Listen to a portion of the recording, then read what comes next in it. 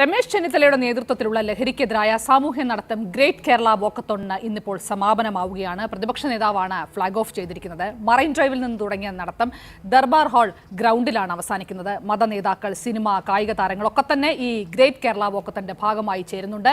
ചെന്നിത്തലയ്ക്കൊപ്പം പ്രതിപക്ഷ നേതാവ് വി.ഡി. സതീശൻ, കോൺഗ്രസിന്റെ നേതാക്കൾ, എംപിമാർ, എംഎൽഎമാർ, ഒപ്പം വിവിധ വിഭാഗങ്ങളിൽ നിന്നുള്ള പ്രമുഖർ, സിനിമാ താരങ്ങൾ, മതനേതാക്കൾ, മുൻ കായിക താരങ്ങൾ എല്ലാവരും ലഹരിക്കെതിരെ ഒറ്റക്കെട്ടായുള്ള പോരാട്ടത്തിന് അണിനിരന്നിരിക്കുകയാണ്. 13 ജില്ലകൾ പൂർത്തിയായി.